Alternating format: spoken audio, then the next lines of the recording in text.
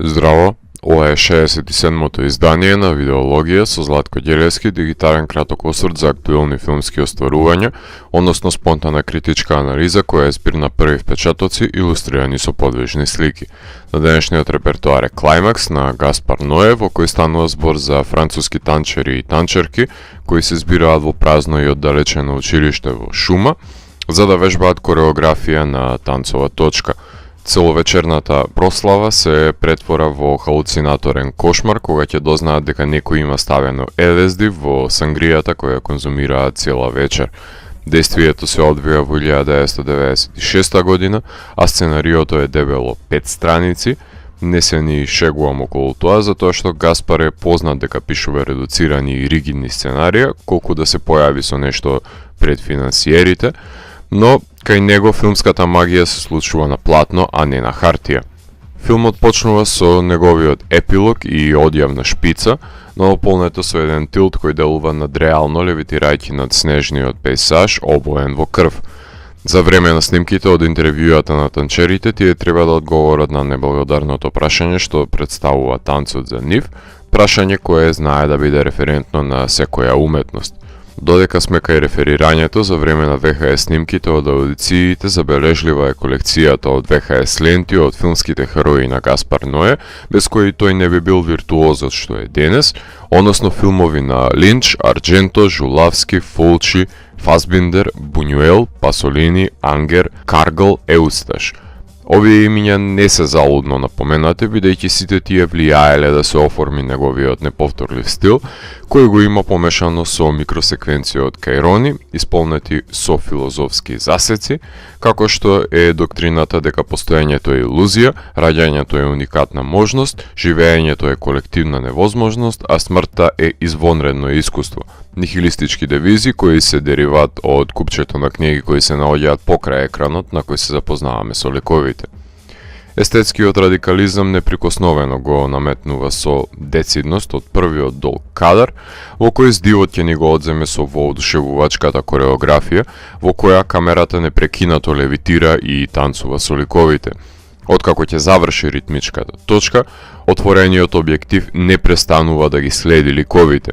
Резот е непотребен во филмот, кој е снимен за 15 денови и се појавува 20 на минути подоцна, која ќе се прикаже најавата на улогите и екипата. Во сите дела во кои нападнати сме со чопор од 20 ликови, кои се борат за нашето внимание, осудени се на пропаст за нивно подетално развивање, затоа што филмот не може да трае вечно и рамноправно да биде поделен меѓу нивните животни патила. Затоа филмот може да алудира на човештвото како целина. Тука гледаме ликови кои не може да се поврзат, има постоечка физичка привлечност за меѓусебно искористување за заситување на сласти, изразување на незадоволство и злоба, место кое не е за дете, пресечени од резови, не баре се затворање и отворање на очи на гледачот, кој е воајер на нечија надоаѓачка пропаст, кој има неповторливо искуство да се вози во еден ролер костер кој води низ пеколот. Дизајнерот на Бертолучи, Жан Рабасен, ни посочува дека действието ќе биде централизирано во интериерот на црвената просторија, со француско знаме над миксетата на диџејот, со неонско светло во различни бои, од кои доминира зеленото пред да се влезе во ходниците, кои водат во пресовлекувалните кујната и тоалетот. Филмот има постојан тек на електронска музика која варира од препознатливата за филмот Supernature на Сероне, мешајќи ги Гери Нјумен и Soft Cell со Aphex Twin и Daft Punk, музика на која ликовите не престануваат да танцуваат. Во мигот кога еден од ликовите ќе почне да моча на подот пред останатите, на кои нема да им биде грижа за тоа, се одмотува еден невозможен и незапирлив кадар кој ги опаќа лудориите во кои ликовите доаѓаат во конфронтација, меѓусебно се обвинуваат за тоа кој е виновникот, нанесуваат физички повреди на себе и на другите, односно ликовите подлегнуваат на една деволуција во својата примитивна форма преку сега веќе некореографираниот танц, кој се претвора во слободна форма на племенско ритуален обред, во кој ликовите се однесуваат како запоседнати танчери во транс, односно се наоѓаат во вонтелесна состојба со неконтроливи изливи на емоции, со кои трансгресивно ја манифестираат несхрутливата подсвест. Беноа Деби е визуелниот маестро која поставува камерата под агол од 90 степени над танчерите и ја ротира како самите плочи од кои произлегува музиката на која танцуваат. Во грозоморниот бесконечен кадар, камерата ротира 360 степени додека следи ликови комбинирајќи со холандски тил, па за време на оргиите во црвеното светло, комплетно да се преврти, небаре ликовите се наоѓаат на плафонот на пеколот. Но оваа визуализација ја експериментираше уште од видеозаписите на пласибо и рекламните спотови, но тука го има доведено експериментот до воодушевувачка совршеност. Во видеологија избегнувам да натрупувам референции и да правам паралели со други дела, но кога Ное провоцира со видеокасетите, тогаш морам да напоменам дека не е залудно реферирањето на Кристијане Еф. Снимањето во ходниците и избезуменоста е претходно изведена во прекрасниот Possession од 1981, а пред неколку години се соочивме со уште еден субверзивен филм снимен во долг кадар, односно германскиот Викторија од 2015 година. Палетата на бои од Суспирија не останува неискористена, а Кроненберговите оргии во Шиверс служат како предложка за тоа што ве очекува во епилогот, кој заглавува група на луѓе во катастрофално сценарио, како што тоа го правеат The Towering Inferno и Poseidon Adventure, за до крајот на филмот да нема разлика меѓу дете заклучено во соба и заробено во стомак.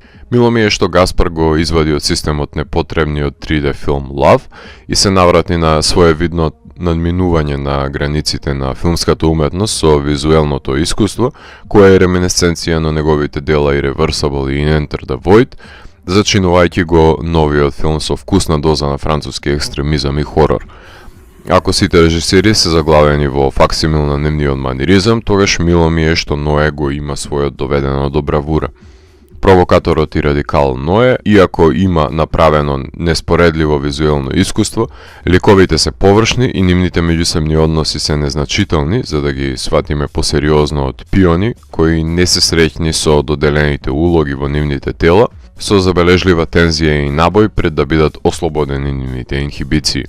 Филмот играше на Канскиот фестивал, на Фрајдфест, на Фантастик Фест, на Сидџес, во Торонто, Бусон, Стокхолм, Атина, Вуковар, Љубљана и најголема грешка на домашните филмски фестивали е што не го земаа на нивните репертуари, затоа што оваа визуелна гозба за очите, за колективното лудило, се гледа на големото платно во преполна киносала, затоа што е еден од малкуте филмски спектакли, односно искуства кои се доживуваат, а не се прераскажуваат. Нагонското празнење низ танц за некого ќе биде рајска потрага по задоволства, за други одисеја низ клаустрофобични пеколни јами, а трети нема да ја препознаат убавината во снимениот материјал, од кој ќе бидат згрозени. Но Ное секогаш умеел да ја подели публиката со своите остварувања, како што ги поделува и неговите ликови на најмали парчиња пред да се соочат со себе си под прекривката на кожата. Нечија Содома е туѓа Гомора. Ако морам да го евалуирам, тогаш Climax од мене има 4,5 од 5. Доколку ви се допадна 67-то издание на дигиталната архива Видеологија, лајкувајте го видеото, споделете го и следете го каналот. Посегнете и по останатите рецензии на виртуелната полица. Ви благодарам за вниманието. Поздрав!